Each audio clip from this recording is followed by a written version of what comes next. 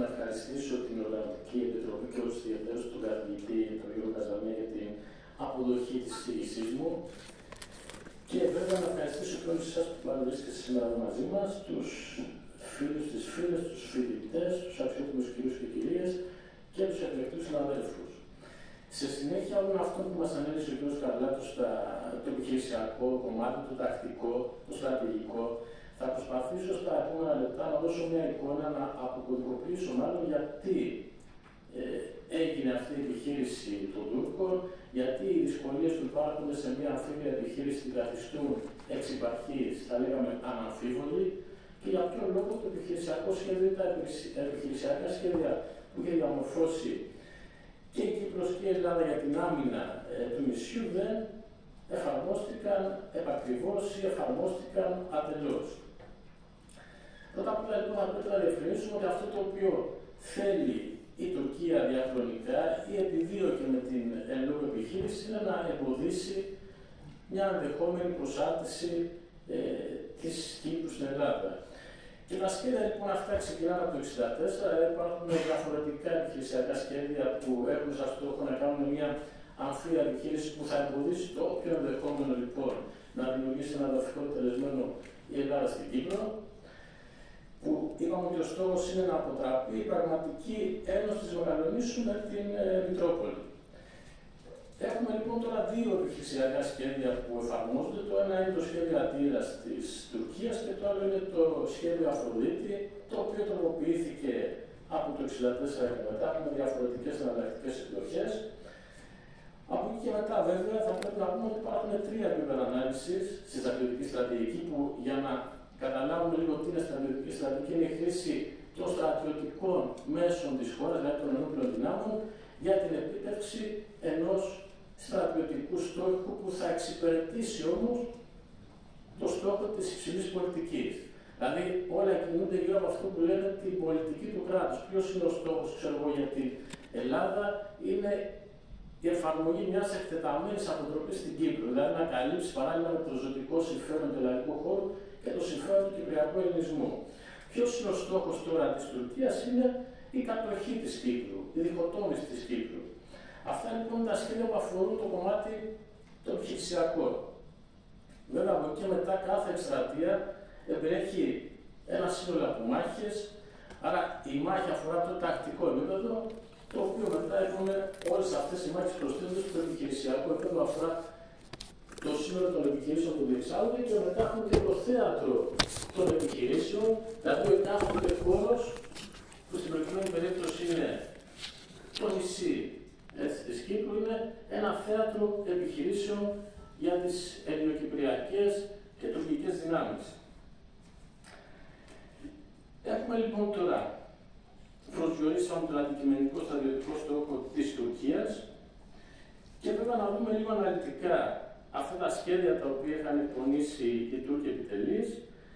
Έχουμε τη μελέτη του Έριξον και του Ουγιάρ που παρουσιάζουν την αφρία επιχείρηση της Τουρκίας και εξηγούν ότι το πρωταρχικό σχέδιο, το βασικό σχέδιο του Αιγυπτής 70 αφορά τη διεξαγωγή κοινών αμφίβιων και αερομεταφερόμενων προστραφήσεων κοντά στην Αμμόκοστο, το οποίο βέβαια αυτό έχει 4 εναλλακτικές τροποποιήσεις.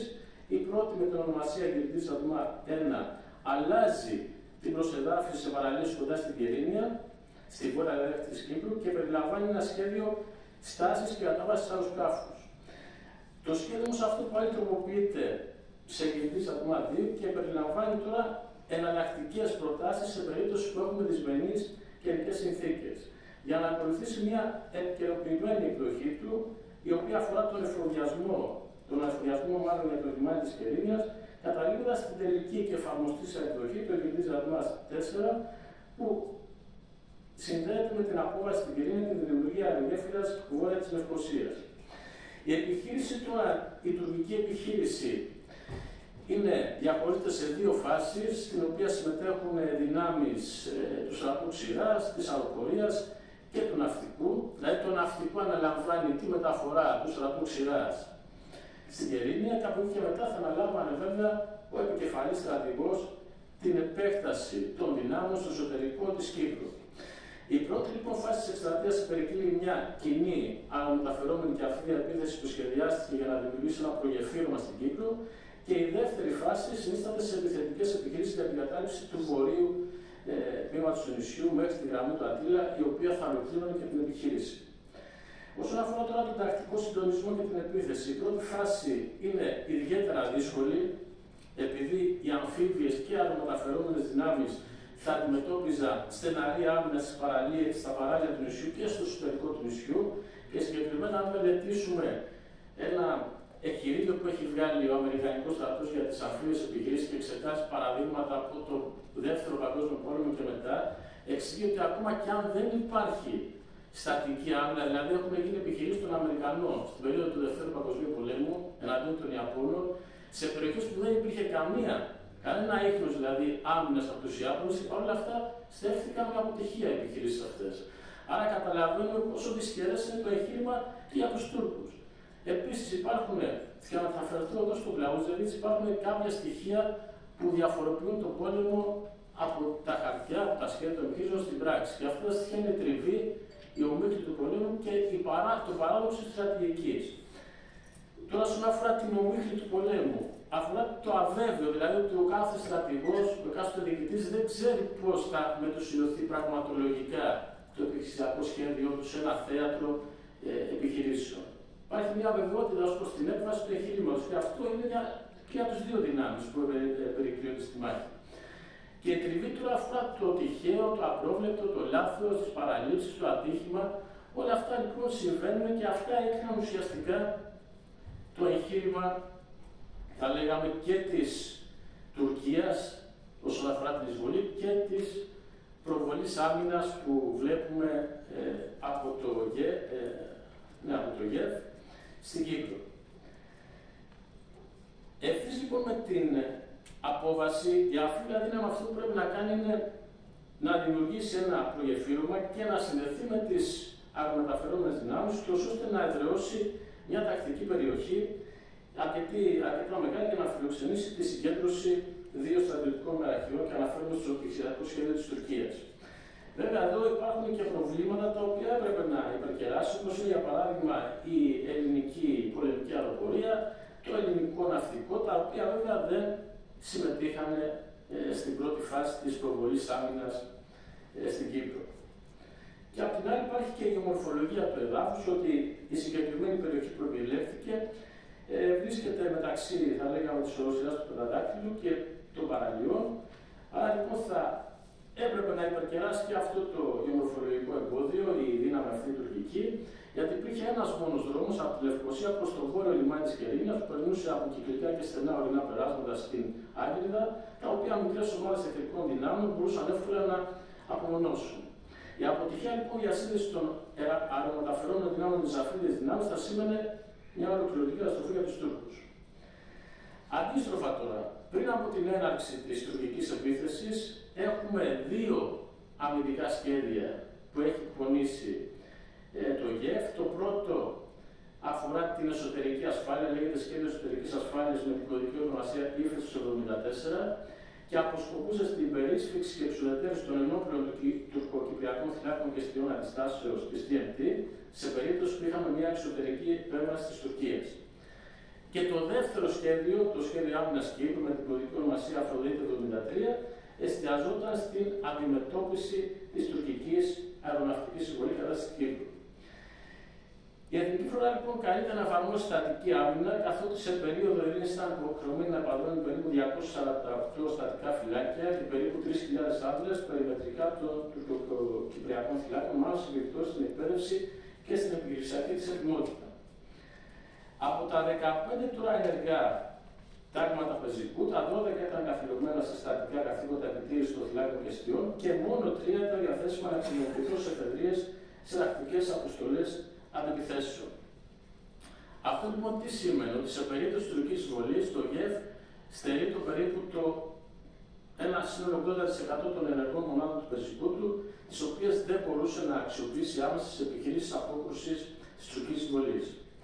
Αυτό το ζήτημα τώρα απασχόλησε τον αρχηγό του ΓΕΦ, τον αντιστράτηγο Χαραλαμπόπουλο, ο οποίος το έθεσε το 1965 στον ανώτερο επιχειρησιακό διοικητή και τελικά βρέθηκε μία λύση στο πρόβλημα αυτό, υπό την έννοια ότι το ΓΕΦ δύναται να αναλάβει πρωτοβουλίες ενέργειας προς εκαθάριση των τουρκικών εστιών αντιστάσεων μόνο κατόπιν εγκρίσεως της Κυπριακής Κυβερνήσεως και συμφώνου γνώμης της Ελληνικής. Και συγκεκριμένα λοιπόν το ΓΕΦ μπορούσε να εκπληρώσει την κύρια αποστολή του, που ήταν η απόκριση εισβολής, μόνο εάν η εθνική φρουρά ισχυροποιείται και το ΓΕΦ ανέλαβε την πρωτοβουλία των επιχειρήσεων και εξοδετώνει εγκαίρως τους κυπριακούς θύλακες τουλάχιστον 2 μέρες πριν την έναρξη της εισβολής της Τουρκίας. Άρα λοιπόν υπάρχει ένα σχέδιο για το τι θα πρέπει να κάνουμε, ότι θα πρέπει να εξουδετερώσουμε τους θύλακες αντίστασης τουλάχιστον 2 μέρες πριν συμβεί η επίθεση. Και από εκεί και μετά βέβαια έχουμε και διάφορες άλλες τροποποιήσεις, αλλά αυτό το οποίο θα πρέπει να συγκρατήσουμε είναι ότι όλα αυτά τα επιχειρησιακά σχέδια για τη στατική επιπροβολή, στατική άμυνας έχουν 3 συγκεκριμένες προϋποθέτες συνθήκες. Η πρώτη είναι η έγκαιρη στρατηγική προειδοποίηση του ΓΕΦ για την επικείμενη εισβολή. Η δεύτερη είναι η έγκαιρη εφαρμογή του σχεδίου άμυνας Κύπρου πριν την εκδήλωση της τουρκικής εισβολής, δηλαδή αυτό που είπαμε για τους τουρκοκυπριακούς θύλακες ότι έπρεπε να εξαλειφθούν πριν ξεκινήσει η τουρκική εισβολή. Και η τρίτη είναι η ορθή εφαρμογή του σχεδίου Αφροδίτης, το οποίο ορίζει ρητά ότι η εξουδετερώση των τουρκοκυπριακών φυλάκων, εφόσον δεν είχε προηγηθεί προηγουμένως, δηλαδή πριν την εισβολή, θα αναλαμβάνονταν μετά την απόκριση της αποβάσεως και κατά προτεραιότητα στο θύλακα Λευκωσίας Αγύρτας. Αυτά λοιπόν σε σχέση με τα επιχειρησιακά σχέδια. Υπάρχουν επίσης και διάφορα σχέδια αντεπιθέσεων του ΓΕΦ. Δηλαδή, στην περίπτωση που την πρώτη μέρα που είχαμε την επίθεση δεν μπορεί το ΓΕΦ να προβάλλει αποτελεσματική άμυνα, οι ανώτερες τακτικές διοικήσεις αυτές θα αναλάμβαναν να διαθέσουν τις εφεδρείες τους για τη διενέργεια αντεπιθέσεων προς εξάλειψη του αποβατικού γεφυρώματος της ζώνης ευθύνης τους και είχαν την υποχρέωση να δημιουργήσουν ευνοϊκές συνθήκες για την επέμβαση των εφεδριών του ΓΕΦ τη νύχτα της εισβολής. Δηλαδή, ενώ ξεκινάει η εισβολή γύρω στις 5 τα ξημερώματα της 20ης Ιουλίου και έχουμε την πρώτη διαταγή από το ΓΕΦ στις 6 το πρωί και τις πρώτες προσπάθειες που γίνονται για απέκρουση των τουρκικών δυνάμεων κατά τις 8, περίπου 8.30-9 η ώρα. Από εκεί και μετά, επειδή δεν υπάρχει δυνατότητα να σταματήσουμε την εισβολή και να αναχαιτήσουμε το προγεφύρωμα στο τουρκικό, το σχέδιο προέβλεπε ότι τη νύχτα, δηλαδή το βράδυ της 20ης Ιουλίου, προς τα ξημερώματα της 21ης, θα πρέπει να γίνουν οι αναγκαίες ενέργειες, ώστε να προκαλέσουν τη μέγιστη δυνατή φθορά στις αμφίβιες δυνάμεις και να αναχαιτήσουν τον εχθρό κοντά στις γραμμές αναχαίτησης μέχρι το πρώτο φως της ημέρας. Αυτά λοιπόν τα σχέδια εφαρμόστηκαν ως ένα βαθμό την πρώτη μέρα των επιχειρήσεων και μάλιστα πρέπει να πούμε ότι υπάρχουν 4 σχέδια αντιπιθέσεων του ΓΕΦ. Η φιλοσοφία των σχεδίων αυτών βασίζονταν στη χρησιμοποίηση των 3 κυρίων δυνάμεων που βγαίνουν ως εφεδρείες σε αποστολές αντεπιθέσεων τη νύχτα, έτσι την πρώτη νύχτα της εισβολής και στη συνέχιση των επιχειρήσεων για την εγκαταστροφή του εχθρού την αμέσως επόμενη μέρα. Βέβαια υπάρχουν εδώ και κάποια χαρακτηριστικά που τα εντάσσουν, όπως είπαμε, στην τριβή, στο λάθος, στην παρανόηση. Για ποιο λόγο? Γιατί ενώ υπάρχει ένα σχέδιο προωθημένης άμυνας, δηλαδή από τη στιγμή που θα εισέλθουν τα τουρκικά πολεμικά πλοία στην Αιγυπτιακή ζώνη της Κύπρου και αναφέρουμε στην είσοδο στα 12 ναυτικά μίλια, εκεί λοιπόν το σχέδιο προβλέπει ότι αυτά θα πρέπει να αναχαιτιστούν με κάθε τρόπο. Βλέπουμε ότι όταν ξεκινάει αυτή η εκπομπή και γίνεται η απόβαση στην Γερίνια, βλέπουμε ότι εκεί το ΓΕΦ εξηγεί ότι θα πρέπει να περιμένουμε και να μην αντεπιδεθούμε αμέσως, γιατί μπορεί, λέει, οι Τούρκοι να κάνουν κάποια μορφής άσκηση. Άρα εδώ πρέπει να περάσουμε σε μια άλλη, θα λέγαμε, σε μια άλλη μεταβλητή που αφορά το πώς λειτουργεί κάθε γραφειοκρατία. Υπάρχουν λοιπόν κάποια μοντέλα που εξηγούν τη διαδικασία λήψης αποφάσεων και συγκεκριμένα το γραφειοκρατικό μοντέλο ή το μοντέλο της οργανωτικής διαδικασίας που εξηγούν ότι κάθε γραφειοκρατία, είτε κυβερνητική είτε στρατιωτική, έχει ένα συγκεκριμένο κώδικα συμπεριφοράς και θέλει να απομονώσει κατά κάποιο τρόπο τις πολλαπλές μεταβλητές που υπάρχουν σε κάθε επιχείρηση και σε κάθε διαδικασία λήψης αποφάσεων και λειτουργεί με ένα συγκεκριμένο επιχειρησιακό σενάριο. Ποιο ήταν λοιπόν το σενάριο για τους Έλληνες και τους Ελληνοκύπριους επιτελείς? Ότι σε κάθε περίπτωση πρέπει να αποφύγουμε ένα πόλεμο με την Τουρκία. Άρα λοιπόν δεν μπορούμε εμείς να επιτεθούμε στις δυνάμεις αυτές, γιατί μπορεί ο λόγος της συγκεκριμένης επιχείρησης να μην αφορά έτσι τη δημιουργία ενός εδαφικού τετελεσμένου. Αυτό όμως είναι μια μορφή παρανόησης, όπως και η παρανόηση που υπάρχει, έτσι είναι καταγεγραμμένη, έγινε και από τους Τούρκους τη νύχτα της 15ης Ιουλίου στα ξημερώματα, που έχουμε δηλαδή το πραξικόπημα κατά του Μακάρη, που εκεί ο πρόεδρος και ο πρωθυπουργός της Τουρκίας το αντιλήφθηκε ως μια προσπάθεια ένωσης της Κύπρου με την Ελλάδα. Άρα λοιπόν υπάρχουν αυτές οι παρανοήσεις που δημιουργούν διάφορα αποτελέσματα. Δεν ξέρω αν έχω χρόνο. Ωραία, λοιπόν, για να το κλείσουμε τώρα, υπάρχουν και κάποια άλλα πράγματα, αλλά